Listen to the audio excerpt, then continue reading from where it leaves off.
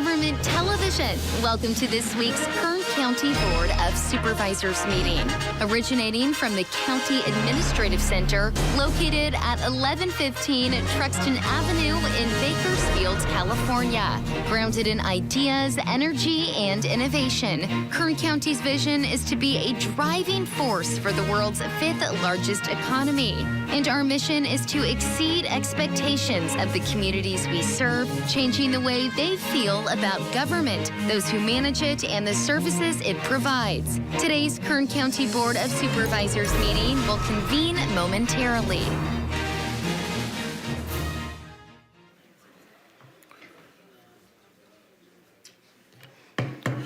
Okay, good morning. Board to reconvene. Madam Clerk, would you please call the roll? Supervisor Peters. Here. Supervisor Scribner. Here. Supervisor Flores. Here. Supervisor Couch. Here. Supervisor Perez. Here. Okay, thank you. Good morning and welcome to the Tuesday, October 24th, 2023, 9 a.m. Meeting of the Kern County Board of Supervisors. We'll begin today's meeting with a flag salute led by Supervisor Scribner. Following the Pledge of Allegiance, please remain standing for a moment of prayer, silence, or meditation, whatever you prefer. Please stand, place your hand over your heart, salute, pledge. I pledge allegiance to the flag of the United States of America and to the republic for which it stands, one nation, under God, indivisible, with liberty and justice for all.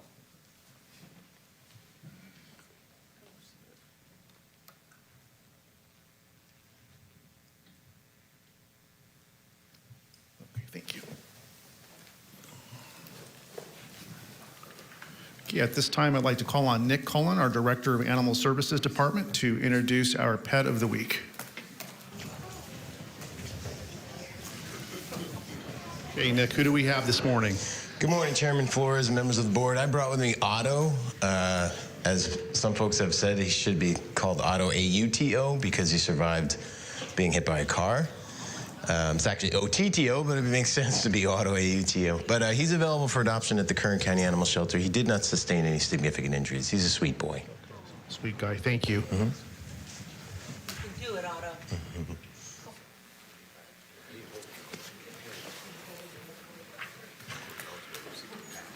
Okay, at this time, we'll begin considering the consent agenda. Agendas are located in the back of the room for anyone wishing to follow along. All items listed with a CA above the item number are considered to be routine and non-controversial by county staff.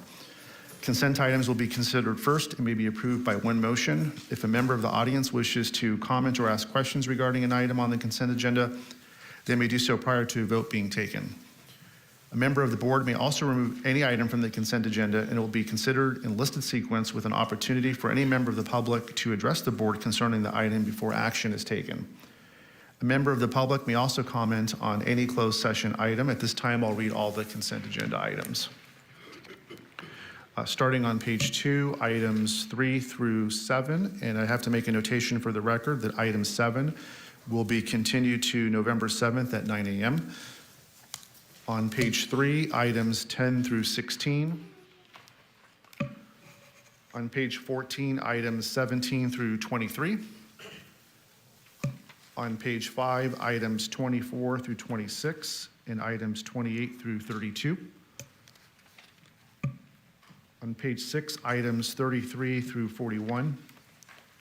On page 7, items 42 through 47 and 49. On page 8, items 50 through 57. And on page 9, items 58 through 60. And I believe Supervisor Scribner has some comments to make. I do. Thank you, Mr. Chairman.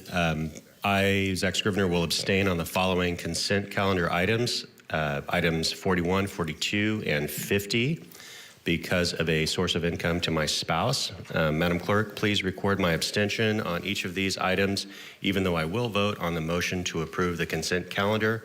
My vote will only be on those remaining items. Thank you. Thank you, Supervisor Scribner.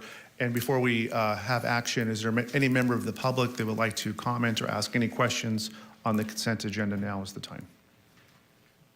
Okay, seeing none, I'll bring it back to the board.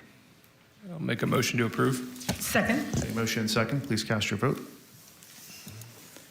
The motion is approved. All ayes. Okay, that brings us to item 1 under resolutions and proclamations.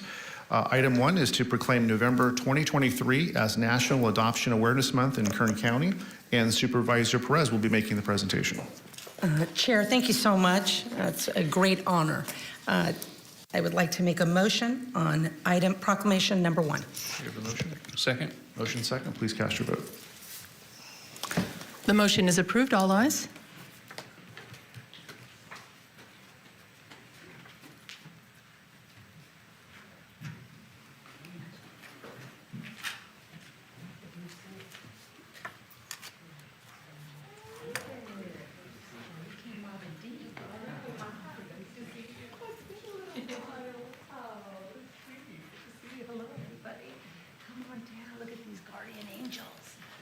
I love you guys. Come on in, squeeze in.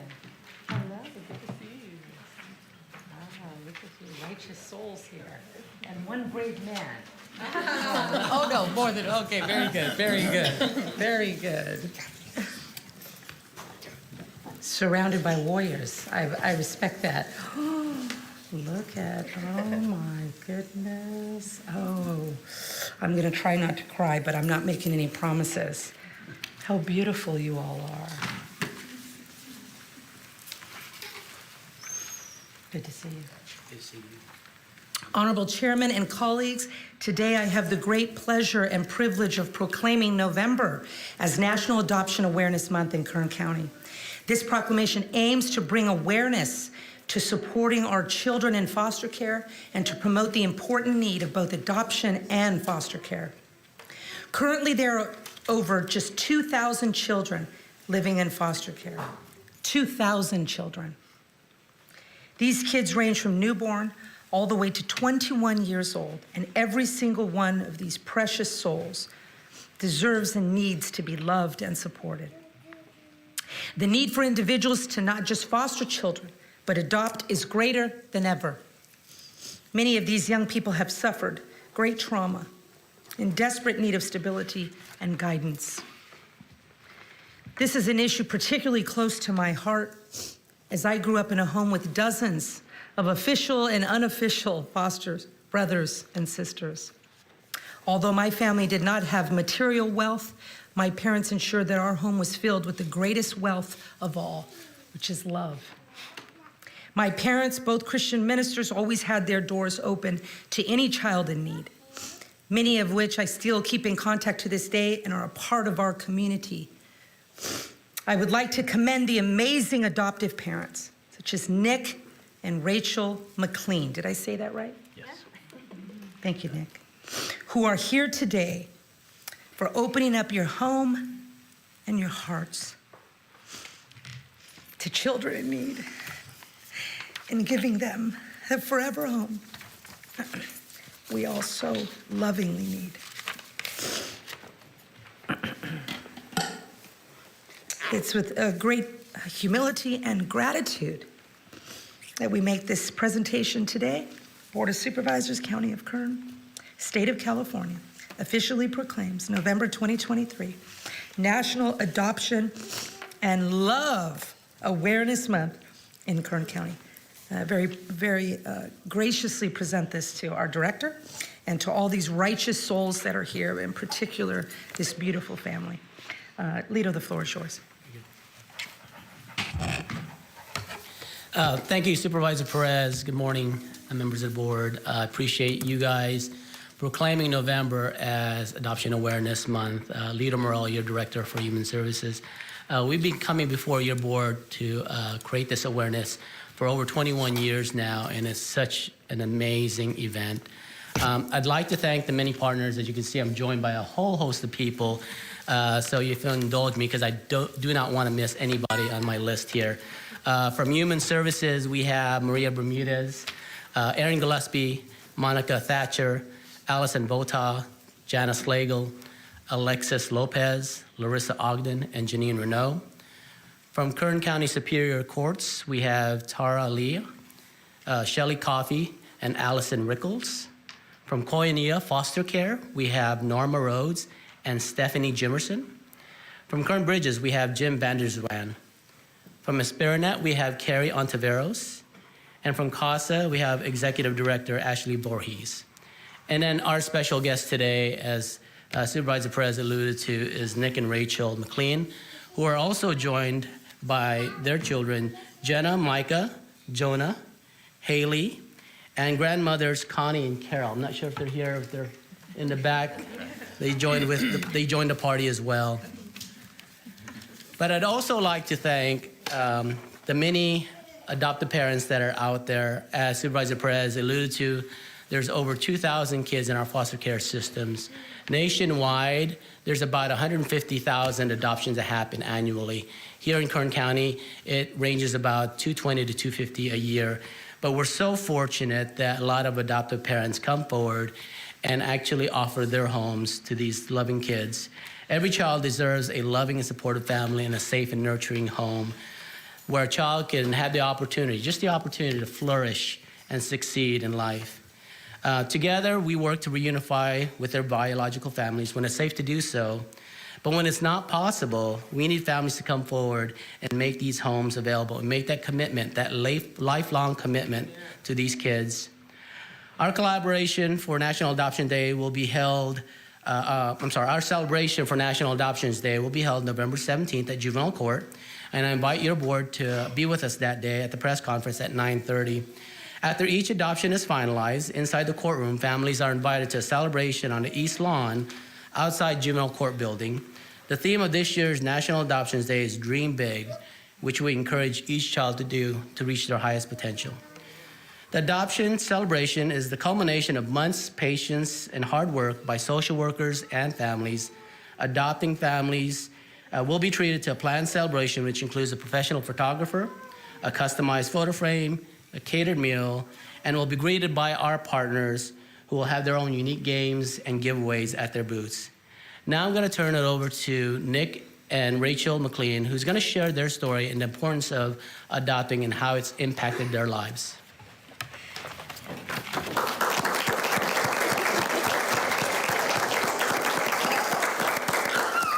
Thank you.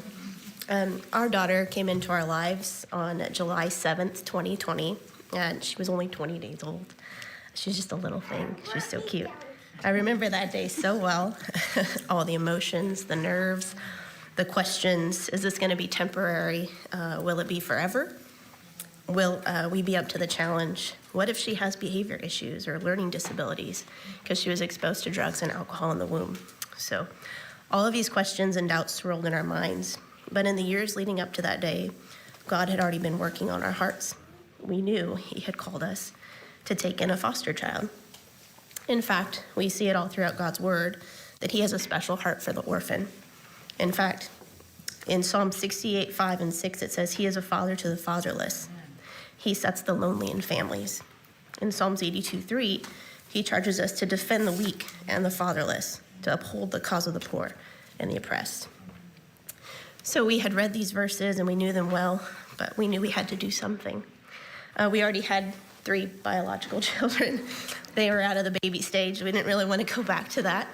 But we couldn't stand by idly either and just wait for someone else to do it. So we were called, and we had to step out in faith and act on that calling. We signed up for classes, and we got the process started. We did our CPR class, our background checks, and it took about 6 months. But once we were a licensed resource family, we were ready to take in a child. And so then came the hard part. We just waited, and we waited, and we waited, and we were just like, God, when are you going to bring us the child you have for us? And so finally we got a call, and I remember that day too, just the call that, hey, we have a baby girl who needs a home, a loving and safe home. And so a few days later, we drove down to the Jameson Center, and we picked her up, and she was so sweet. But we didn't know what the future held for us or for her. So once we took her in, it didn't take long before we knew we loved her. Who couldn't love her? She's so stinking cute. But we wanted the very best for her. And so we prayed and prayed for God's will to be done in the situation, and we just had to trust His plan. After months of court hearings, and we had some frustrations with continuations, there was the emotions of not knowing the future of, what, are we going to get to keep her? Is she going to go back home? We were finally able to adopt her, and that was granted on July 8th in 2022. But she was in foster care for 731 days, but she was worth the wait. So we signed the papers in the presence of a judge and our family, and Hallie was officially a McLean. We were hers and she was ours. So I'm so thankful we chose to step out in faith. If we didn't, we would have been missing out on one of God's greatest gifts for our lives. We took in a baby to be a blessing to her, but in reality, she was a blessing to us. So adoption is so, so special and will always hold a special place in our hearts. Thank you.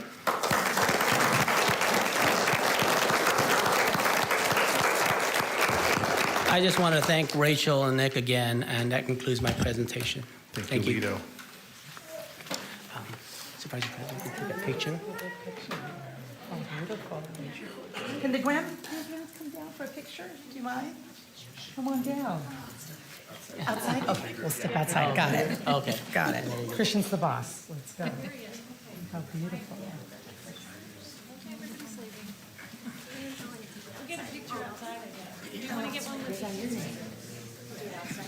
Spelled same. Okay, that brings us now to item 2. And this is an item to proclaim November 2023 as National Homeless Youth Awareness Month in Kern County. And Supervisor Dave Couch will be making the presentation. That's a hard act to follow, but I'll make a motion on the proclamation. Yes, sir. Second. Okay. We have motion second. Please cast your vote.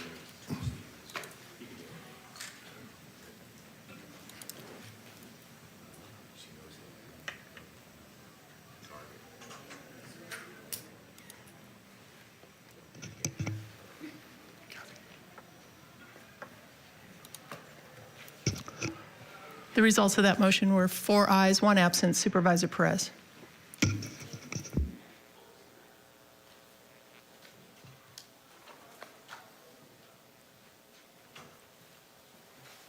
Mr. Chairman, members of the board, it's my honor to present this today. And Janessa Fisher has a long title, so I'm going to tell you who she is, right? There you are. She is the foster youth specialist with with Kern County Superintendent of Schools and the Youth Action Board Chair with the Bakersfield-Kern Regional Homeless Collaborative. That's a lot. That's a lot of names, a lot of words in your title. So I'm sure you're very busy, but you're doing good work for us, and we want to recognize that today. This is a serious subject, and it's a serious problem. This proclamation proclaims November as National Homeless Youth Awareness Month in Kern County. But some facts about this issue and this problem. Youth that find themselves homeless spend an average of 2 years on the streets. More than 60% are raped, beaten, robbed, or otherwise assaulted. At least half of them have been in foster care. I mean, just let that sink in for a second. There's obviously more work that needs to be done in this area. The transition from foster care to adulthood, there's work being done there, but there's obviously more that needs to be done. And I'm going to let Janessa tell you a little bit about that. But the proclamation officially reads, Board of Supervisors, County of Kern, State of California has officially proclaimed November 2023 as National Homeless Youth Awareness Month in Kern County. The recognition has been entered into the official board minutes signed by our Honorable Chair, Jeff Flores. It's dated today, October 24th, 2023. I'm going to let Janessa say a few words and introduce Cynthia to you as well. Thank you. Thank you. Good morning, Chairman and members of the board. Thank you for proclaiming November 2023 as National Homeless Youth Awareness Month. My name is Janessa Fisher. My name is Cynthia Lara Martinez, and we proudly represent Bakersfield-Kern Regional Homeless Collaborative Youth Action Board. For those who don't know, the Youth Action Board is 10 youth who are current or formerly homeless that meet once a month to create change in our community and help bring awareness and build community collaboration to help reduce homelessness. According to the Youth by Name list, as many as 250 to 300 youth are experiencing homelessness in Kern County at any given month. This year, to help bring awareness and connect youth to resources, Youth Action Board will coordinate a hygiene drive and shoe drive from November 1st to November 30th to provide youth with essential items and let them know that their community cares. The members of Youth Action Board will also be hosting a panel and resource fair for any youth experiencing housing instability on November 6th from 1 to 3. We invite you to come out and show your support and gain valuable knowledge from youth facing homelessness and service providers to improve access to services and engagement with homeless youth. This event with Youth Action Board members and service providers will undoubtedly make an impact on any person who attends. As a youth with lived experience, I would like to thank you guys for declaring November as Homeless Youth Awareness Month. Thankfully, I have been able to overcome street homelessness, domestic violence, substance abuse, and many mental health issues. Your support of this proclamation brings awareness to the endless abundance of struggles homeless youth have to endure and provides our community with the opportunity to showcase their support. Thanks to all of the agencies and support, your youth will be able to get connected to the same services that have been able to help me overcome all of my obstacles. Thank you so much. Thank you again.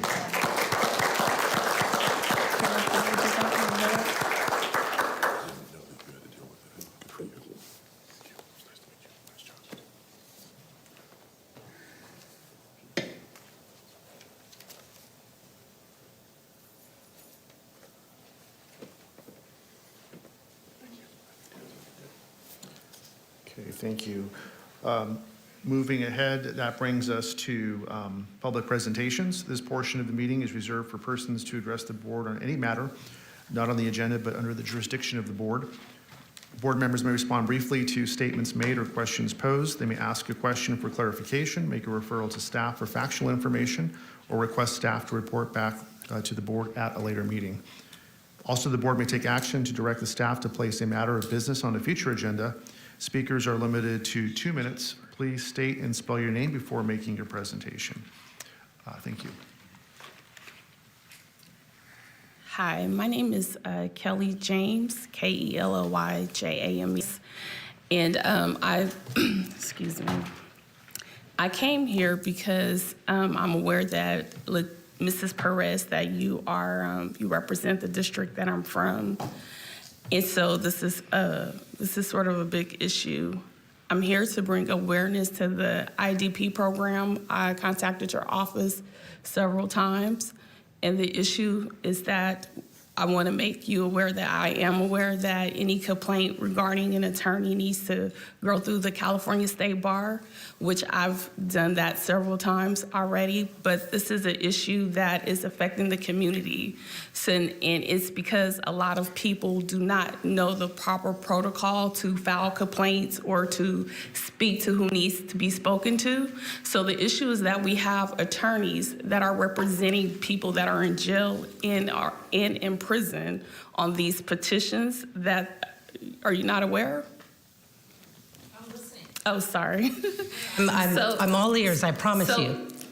Basically, there has been attorneys that are representing inmates or people that are in jail, and they've been disbarred, suspended several times.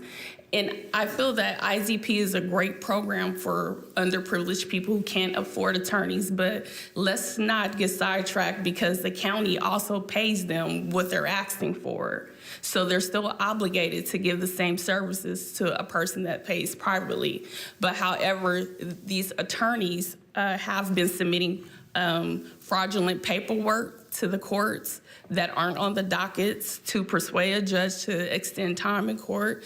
These attorneys are not showing up for certain hearings. These attorneys are waiving the rights of their clients without their permission, and there's nothing been done about it. What, did you give me your name again, ma'am? Kelly James. Kelly, I'm sorry that we have not spoken before today. And I want to state for the record, for the public and both my colleagues, that we have not spoken before. I was not aware that you were coming here today. My office has been receiving multiple complaints about IDP, and I intend to raise those issues with my county council, but I need to talk to you too, because I've been getting lots of information, lots of troubling stuff. We need to address it because it functions like a county department, but we do not have a county department head and really very little oversight over the department. So I want to speak with you and meet with you immediately. Could you go up to the 5th floor, or Christian Romo, who's in the back of the room? I need to see you right away.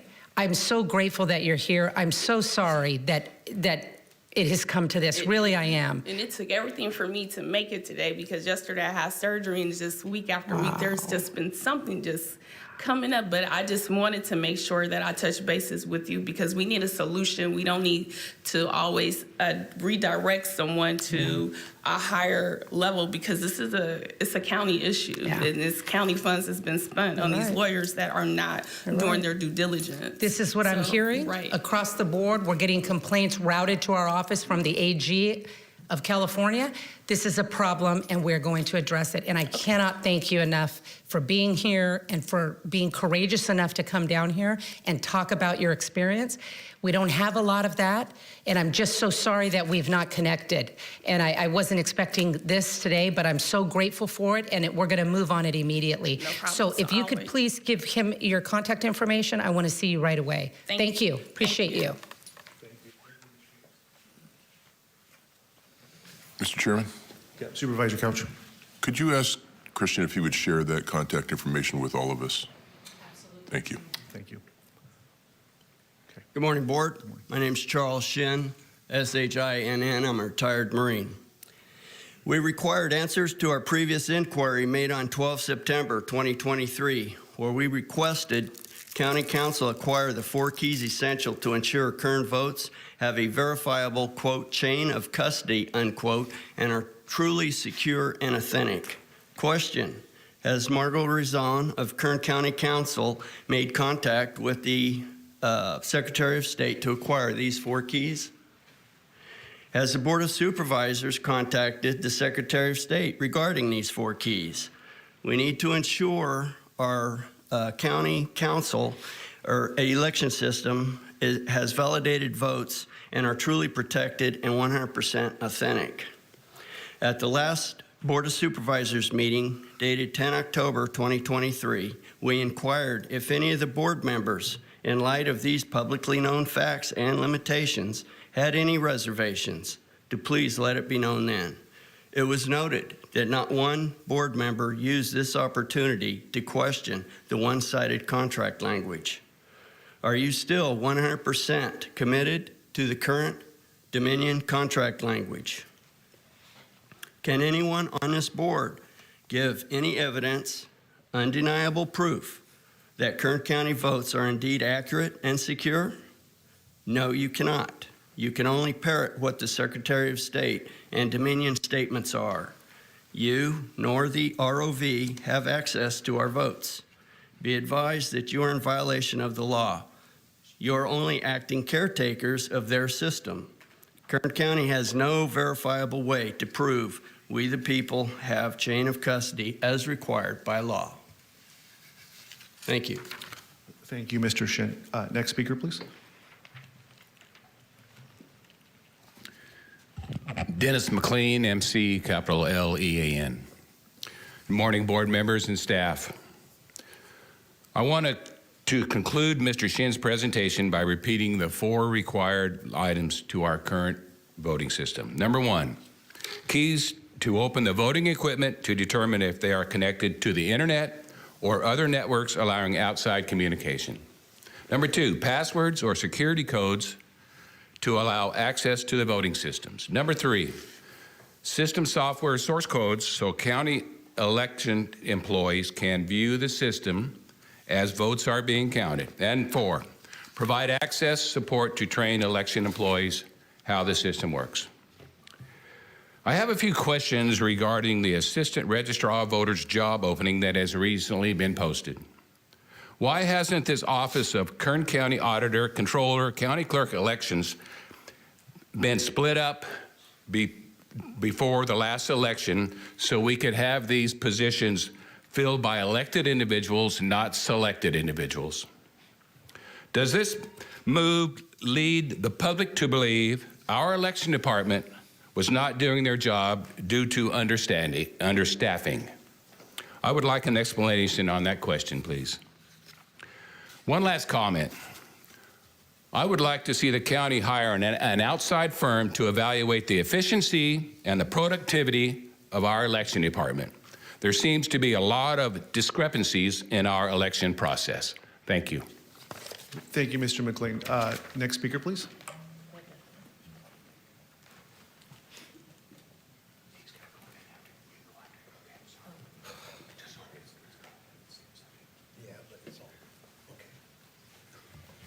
Good morning. My name is Ralph Robles, and I am a veteran. For over a year now, I have been coming to you with questions relating to the election integrity in Kern County. So far, your responses have left me to conclude that the fix is in, that the 2024 primary and general elections are rigged. In June 2022, the Cyber and Infrastructure Security Agency, CISA, reported that the Dominion voting machines were found to be vulnerable to tampering and hacking. Despite the warnings from me and other concerned citizens, you approved a contract with Dominion for the next 3 years. This poorly thought out contract did not even include the security measures mandated by the California Secretary of State. Without these measures, the voters of Kern County have no assurance that their votes were counted accurately and correctly.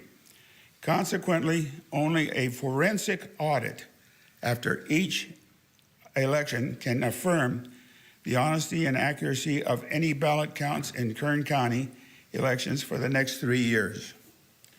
As an example, the Secretary of State requires that our election office have the keys to the voting equipment in order to ensure that any wireless, that is Wi-Fi, units be removed or disabled. Failing that, the voting machines are vulnerable to access and hacking from unauthorized persons.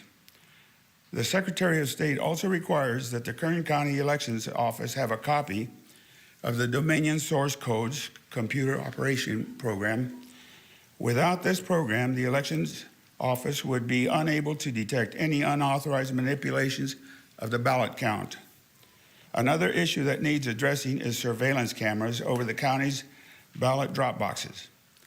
Although harvesting is legal in Kern County, ballot trafficking is not. Okay, thank you, Mr. Robles. Your time has elapsed, but I'm going to call the next speaker, but thank you. This is an open letter. Would you like to have the full copy? Sure.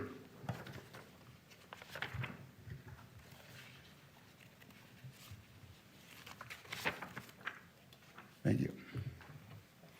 Okay, next speaker, please.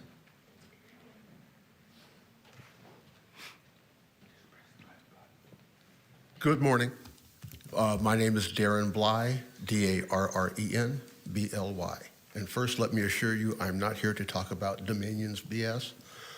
I'm here actually to talk about Health and Human Services. I'm having an issue with them.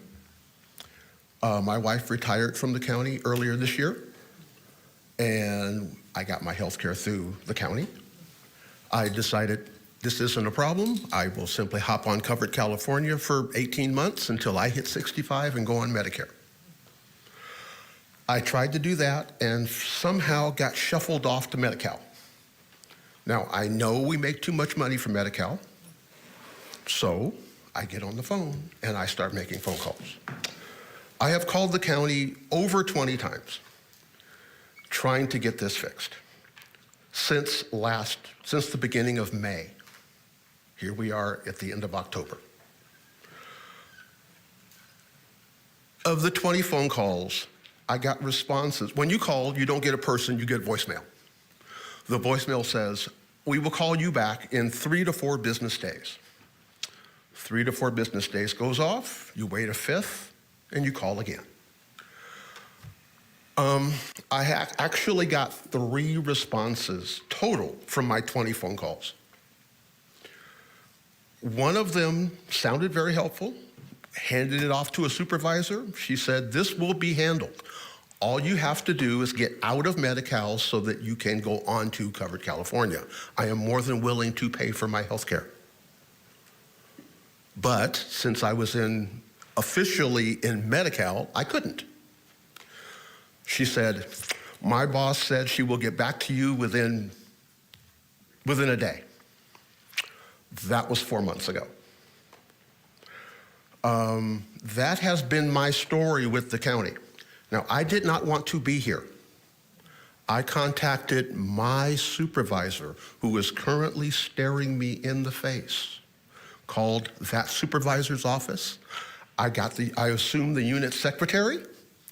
I left the voicemail, got the typical 3 to 4 day response, 3 to 4 day callback. Mr. Blythe. That was at the first of the month. So, would you like to speak? Yeah, our CEO would like to address you, Mr. Zervis. Mr. Blythe, if you could give me your contact information, I'd like my office to reach out to you and help get this resolved. I apologize for the lack of response to your phone calls.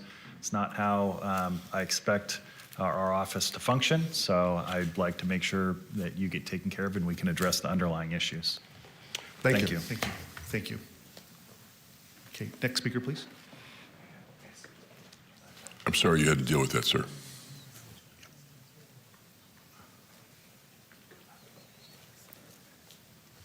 Chairman, may I? Yeah, sure, Supervisor Thank Perez. you. I'm not sure if you heard Supervisor Couch apologize to you, and I would like to reiterate that.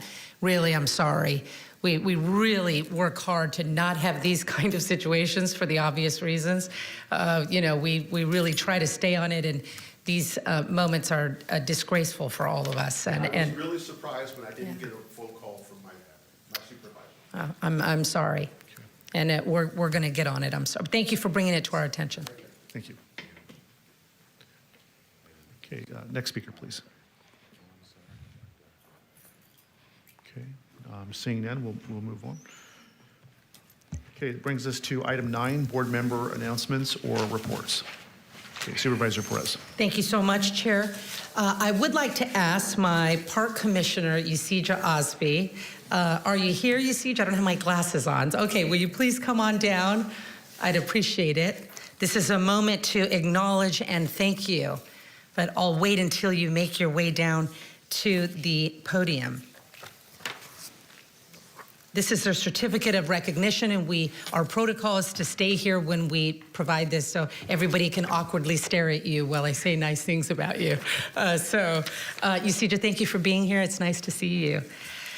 I would like to take a few moments to recognize and present a certificate of recognition from my office to my Parks Commissioner, Yusija Osby, for her many years of remarkable, tremendous service to our community.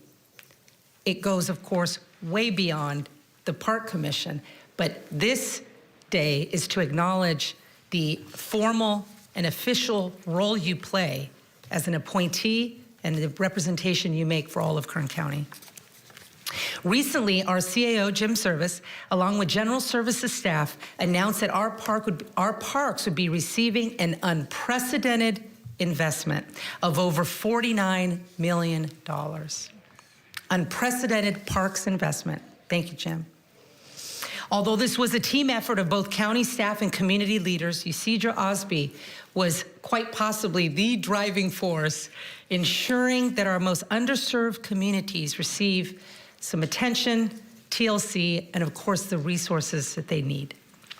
As you may recall, Ms. Osby became the first African-American Parks Commissioner when I appointed her in 2020 and has brought so much needed momentum to the commission. You weren't here, but a couple of weeks ago, Jeff Heel acknowledged while sitting at the staff table what a remarkable, unique role you have played in keeping the pressure on the county, in keeping tension as part of the natural relationship, and one in which we have to resolve by bringing actual resources. Ms. Osby is a lifelong resident of District 5, and I look forward to continuing our work of serving the people of Kern County together. I want to thank my colleagues for this recognition and for the many staff of Kern County that acknowledge your role, your contributions, and want to continue to grow our partnership in a way that's meaningful for all of us, Yusija. And we'd love an opportunity to hear from you as well. Well, good morning, board and community. Thank you, Ms. Perez, for your appointment, for your acknowledgement. I am sincerely grateful to represent District 5, a district that I was born and raised and still continue to live in. I'm a proud District 5 member, and being the first African-American woman to represent District 5 Parks and Rec Commission,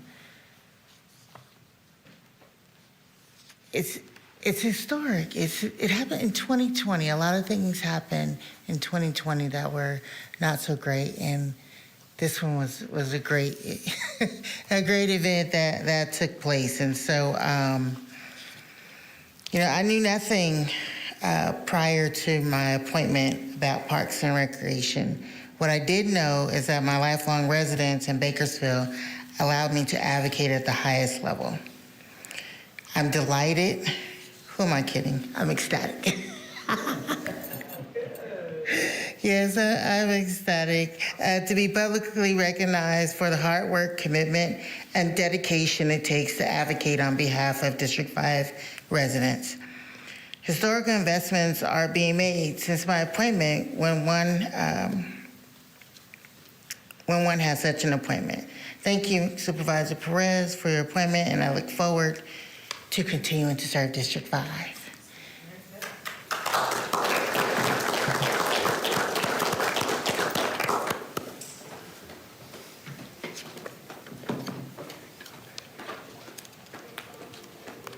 Thank you. Thank you for your role.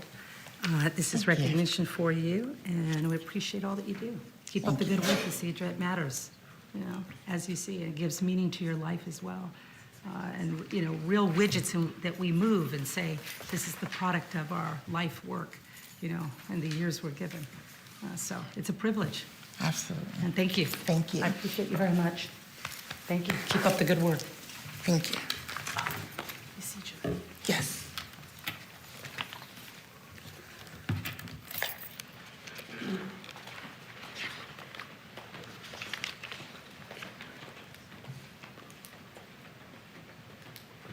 Okay. Okay, we will move forward. Okay, that brings us to item number 27. Clerk of the Board, this is to select the California State Association of Counties Board of Directors members for 2024. Kathy, would you like to do the staff presentation? Absolutely, thank you. Mr. Chairman, members of the board, the California State Association of Counties, known as CSAC, has requested that the Board of Supervisors designate 2 members to serve as its representative and alternate, respectively, on the CSAC Board of Directors for 2024. Currently, Supervisor Scrivener represents your board on the CSAC Board of Directors, and Supervisor Peters serves as the alternate. Therefore, it is recommended that your board appoint a member and alternate to the CSAC Board of Directors for 2024 and direct the clerk of the board to make notification to CSAC. Supervisor Scrivener. Thank you, Mr. Chairman. I have enjoyed my time on this as a CSAC board appointee from this body, but I am willing to step aside at this time to see if someone else would like to be the active member and potentially moving the alternate up to the selected member or someone else. And so I just want to let the board know that I appreciate their confidence in me and allowing me to serve, but I'm willing to let someone else take their turn up there for all the various meetings, et cetera. Thank you. Thank you. Thank you for your service on CSAC and for representing Kern County. Supervisor Peters. Thank you, Chairman. Unless there's any interest from either you or Supervisor Couch, I'd be willing to defer, but I know that Supervisor Perez has expressed interest in serving as the member, so unless there's any objection, I will make a motion that Supervisor Perez be the member for the coming year, and I'm happy to serve as the alternate. Okay, that's a motion. Okay, I have a motion. Yeah, sure. A second. Actually, I have to call for public comment before we vote. Sorry. Any public comment on this item? Now is the time. Okay, seeing none, I'll bring it back to the board. So I guess I'll second.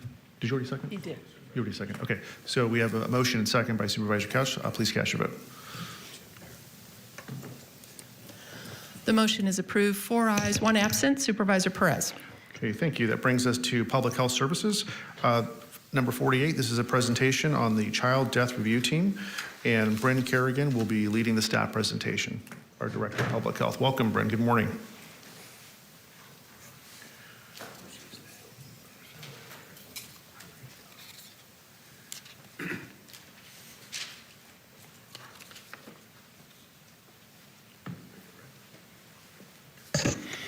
Good morning, Mr. Chairman and members of the board. My name is Bryn Kerrigan. I'm your director for Kern County Public Health. This morning, I'm joined by Chad Casto, Public Health Program Specialist and Chairman of the Child Death Review Team. The item before your board this morning is a presentation on the annual report for 2022 for the Kern County Child Death Review Team. And Mr. Chairman, with your indulgence, I would like to turn it over to Mr. Casto to provide that presentation. Sure. Good morning, Mr. Casto. Good morning, Mr. Chairman and members of the board. My name is Chad Casto, Public Health Program Specialist and Kern County Child Death Review Team Chair. I'm here this morning to present our 2022 annual report. The Child Death Review Team was established in California in 1988 by state legislation, and pursuant to California Penal Code, the county may establish an interagency team to review child deaths with the goal of reducing childhood deaths associated with abuse, neglect, and other preventable causes. In Kern County, we have a multidisciplinary team with a representation from many agencies who meet monthly to review child deaths that have been brought to the attention by the coroner's office, including deaths that were accidental or unintentional, homicides related to child abuse, suicides, or natural with unusual circumstances. The purpose of these reviews is to identify deaths that may have been avoided, report on such deaths as they occur in Kern County, identify any systemic gaps, and implement recommendations to prevent similar deaths from occurring. In 2022, 138 child deaths occurred, and 56 are included in this report. Of the 56, 23 or 41% were determined to be accidental, 3 or 5% were determined to be homicide, 7 or 13% were determined to be natural, 6 or 11% were determined to be suicide, and 17 or 30% were undetermined. Throughout this reporting period, accidental was the leading manner of death. However, Kern saw an 11.5% decline in this manner of death from 2021. All other causes of death declined at least 22%, except for undetermined, which rose 21.4%. In 2022, motor vehicle accidents were the leading cause of accidental deaths, accounting for 8 of the 23 deaths. In 2020 and 2021, acute fentanyl toxicity became a cause of accidental death, accounting for 7 of the deaths during those 2 years. In 2022, 7 deaths consisted of fentanyl. Gunshot wounds accounted for 2 of the 3 homicide deaths in 2022, which is down almost 72% from 2021, where we saw 7 out of the 9 homicides due to gunshot wounds. In 2022, there were 6 deaths due to suicide. Suicide deaths reduced by 2 or 25% from 2021. However, asphyxia hanging was still the main cause of suicide death, accounting for 3 of the 6 suicide deaths in 2022 and 6 of the 8 suicide deaths in 2021. In 2022, sudden unexplained infant death or SUID was the leading cause of undetermined deaths, accounting for 14 or 82% of the 17 undetermined deaths. 4 of these 14 SUID deaths had additional factors that contributed to the death. This is an increase in SUID deaths from 2021, which had 9 SUID deaths. However, SUID deaths were also the leading cause of undetermined deaths in 2021. In 2022, children less than 1 year old accounted for 17 or 30% of all child deaths reviewed by the team. The number of deaths in this age range dropped 37% from 2021. Undetermined was the leading manner of death in this age range, accounting for 14 or 82% of the deaths. Overall, out of the 17 deaths in this age range, only 2 or 12% had an unsafe sleeping environment present at the time of death.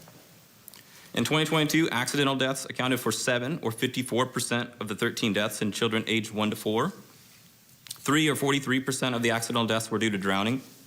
There were 3 motor vehicle accident deaths that occurred during this time frame that included pedestrian accidents, unrestrained children, or improperly restrained car seats. Deaths in 5 to 9 year olds accounted for 4 or 7.1% of all cases reviewed by the team in 2022. In 2022, accidental accounted for 3 or 75% of the deaths, and all 3 accidental deaths were the result of drowning. In 2022, there were only 6 deaths in the 10 to 14-year-old age range. This is down 45% from 2021. 3 of the 4 accidental deaths in this age group were caused by a motor vehicle accident. In 2022, 9 or 56.3% of the 16 deaths in the 15 to 17-year-old age range were accidental. Of these 9 accidental deaths, 5 were multi-drug intoxication, including fentanyl, 2 were fentanyl toxicity, and 2 were motor vehicle accident related. Homicide deaths accounted for 12.5% of the deaths in this age range and saw a 60% decrease in 2022 from 2021. Both homicides were caused by gunshots. Suicide deaths accounted for 31.2% of the deaths in this age range and were consistent with 2021. While the coroner identified a total of 2 infant deaths that were directly attributed to unsafe sleep environment in 2022, there were a total of 10 cases where an unsafe sleep environment was present, but not necessarily found by the coroner to be contributory to the death of the child. Unsafe sleep environments continue to be a concern in Kern County. Community partners including Kern Medical, Bakersfield Memorial Hospital, Kern Literacy Council, First 5 Kern, and our department have worked to provide pack and plays and safe sleep education to parents and guardians and to medical providers. According to the Centers of Disease Control and Prevention, suicide is connected to other forms of injury and violence, as people who have experienced violence, including child abuse, bullying, or sexual violence, have a higher suicide rate. Suicide is the 2nd leading cause of death for children aged 10 to 14 nationwide. Almost all of Kern's suicides in 2022 were in the 15 to 17-year-old category, accounting for 5 of the 6 suicide deaths. 2021 saw a 300% increase in suicide deaths from 2020, but 2022 saw a slight decline of 12.5% from 2021. Hanging is the most used method of suicide for adolescents in Kern County, accounting for 67% of the suicide deaths in 2022, and accounting for 16 or 70% of the suicide deaths between 2018 and 2022. Kern Behavioral Health and Recovery Services offers several programs for suicide prevention. The key to prevention is to ensure that parents, teachers, probation officers, neighbors, friends, and others who care for our youth can recognize signs and know how to help. Kern Behavioral Health and Recovery Services also offers programs for those who are currently in crisis and programs that assist in facilitating, healing, and mitigating the negative effects of exposure to suicide. According to the Centers of Disease Control and Prevention, over 150 people die every day from overdoses related to synthetic opioids like fentanyl. Fentanyl is 50 times stronger than heroin and 100 times stronger than morphine. It is a major contributor to overdoses in the U.S. Here in Kern County, over the last 5 years, we have had an average of 1.4 deaths per 100,000 children. This is more than 80% higher than the average rate in California and almost 160% higher than the nation. Child fentanyl deaths in Kern County have risen over the past 5 years. In 2022, we saw a 40% increase in child fentanyl deaths from 2021. The 15 to 17-year-old age group is the most impacted age group from fentanyl, accounting for 78% of the fentanyl deaths between 2018 and 2022. Hispanics are the most impacted race, accounting for 44% of the fentanyl deaths. Hispanics also experienced a 400% increase in deaths due to fentanyl in 2022 when compared to 2021. Kern Behavioral Health and Recovery Services offers Narcan at Kern County libraries and offers free program for organizations that conduct outreach to high-risk populations. This program teaches the warning signs of opioid overdoses, how to administer Narcan, and how to engage active substance users. Kern County Public Health also distributes Narcan and provides training for bystander response for an opioid overdose free to the community. The following recommendations are the result of the Kern County Child Death Review Team's work from 2022 year. Number 1, increase community awareness, education, and resources related to the association between unsafe sleep environments and sudden infant death syndrome and sudden unexplained infant death. This includes continuous training and education to perinatal care providers and hospital staff and providing safe sleep materials that can be distributed to patients and ensuring that all infants born in Kern County have a safe sleep environment upon discharge from a hospital. Number 2, decrease the incidence of child suicide through raising community awareness, conveying strategies for identifying signs of self-harm, and developing resources for those at risk of suicide. Number 3, reduce childhood drowning deaths by increasing community awareness of water safety and the potential drowning dangers of pools, the Kern River, and other sources of water. Number 4, increase awareness of signs and abuse neglect, and promote resources that are available when abuse and/or neglect are suspected. Number 5, increase awareness of motor vehicle and pedestrian safety among adolescents. And number 6, increase community awareness and education regarding the dangers of fentanyl and the importance of the usage and availability of Narcan. Mr. Chairman and members of the board, that concludes our presentation for the 2022 annual report, and we're available for questions. Thank you. Okay, at this time, I'll open it up to public comment on the report. If there's any public comment, now's the time. Okay, seeing none, this is not an action item, but if there's any comments or questions from staff or our board, now's the time. Okay. Sure. Supervisor Perez. Thank you, Chairman. That was thoroughly depressing. And thank you for bringing that candid view of some remarkable challenges that we have. To think of young people in such state is just so heartbreaking. I really appreciate the information. I think if ever it's clear how much we need to build community and support one another, such a stark presentation is I think all that we need to understand just how serious the consequences are of neglect and not building community and not loving our kids in need. Thank you for the presentation, and I appreciate your honesty and the candidness. Yeah, thank you, staff. And the stats are telling. It's terrible. 1 is too many. 17 is tough to digest, sobering.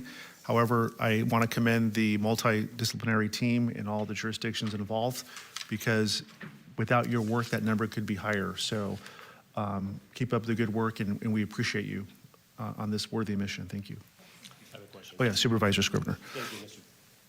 Excuse me. Thank you, Mr. Chairman.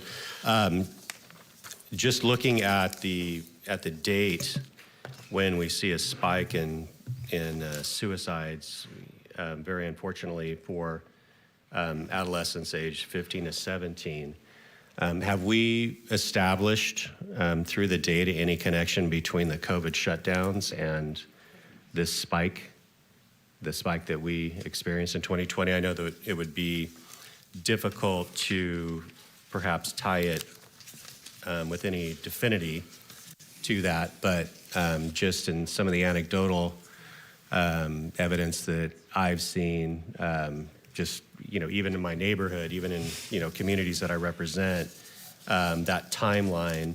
Have we established any connection or at the very least, we saw a spike during that period of time? Supervisor Scrivener, through the chair, we don't have any concrete evidence from the review to definitively actually connect it back to the pandemic, but there are many studies out there that show that a lot of people suffered from increased mental health issues during the pandemic due to the isolation and a number of other issues, and it is definitely not likely a coincidence that we saw those stats increase during that time period. You have the lack of availability of service during that period of time, and obviously the depression and the isolation that all occurred. It doesn't seem like a coincidence, but I just was wondering if we were able to have any ability to really tie that closely to what happened back in 2020. But I appreciate your continued efforts and observation during that time. Thanks. Okay, thank you, Supervisor Scrivener. Supervisor Peters. Thank you, Chairman. Under the recommendations, I saw a mention of educating people on dangers, let's say, of the Kern River. So I know that we get a lot of people from all over coming to visit the Kern River. So if an incident happens with somebody visiting from another county, another state, do those factor into Kern County's numbers, or is that strictly Kern County residents that are mentioned in these numbers? Do you know? Supervisor Peters, through the chair. They're just Kern County residents. Okay. We do review them, but for this report, they're just Kern County residents. Okay, that answers my question. Thank you. Okay, thank you, Supervisor Peters. Okay, not seeing any more, no more comment. Thank you. Appreciate the presentation. That brings us to our closed session items. Having no more items to consider, I'll entertain a motion to adjourn a closed session. What happened to the CSAC item? Director in alternate. So moved. To consider items 61, 62, 63 has been withdrawn, 64, 65, and 66. You have a motion. Just need a second. We can adjourn. Second. Okay, no, didn't need a second. Okay, just a motion. I didn't know what was going to happen.